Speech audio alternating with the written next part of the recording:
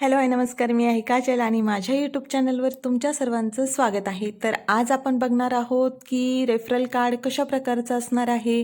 तर referral card कशासाठी important आहे, तर कोणतं पेशंट आपण जर सबसेंटर लेवलला ट्रीट करू शकत नाही तर अशा वेळी हे रेफरल कार्ड आपल्याला उपयोगी ठरतं. आणि या रेफरल कार्डमध्ये दिल्याप्रमाणे रेफरल कार्डच्या वरती जे नाव आहे ते उपकेंद्राचं नाव आपल्याला टाकायचं आहे. नंतर name of the referring hospital, मग तुम्ही कोणत्या हॉस्पिटलला पेशंटला रेफर करणार आहे त्या हॉस्पिटलचं नाव तिथे मेन्शन करायचं. त्यानंतर 2 नंबरचा पॉईंट जो आहे ते रुग्णाचे नाव, तर नेम ऑफ द पेशंट, जे पण पेशंट रेफर करणार आहे त्याचं नाव तुम्ही तिथे लिहायचं आहे.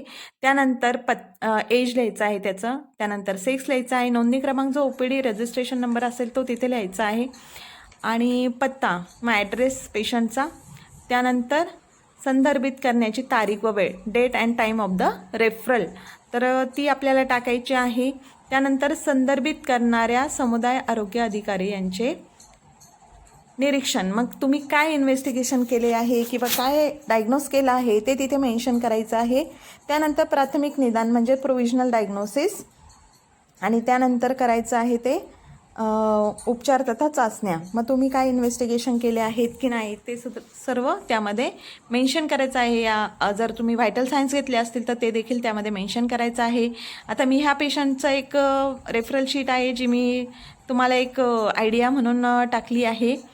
त्याचप्रमाणे संदर्भित करण्याचे कारण देखील आपल्याला लिहायचं आहे.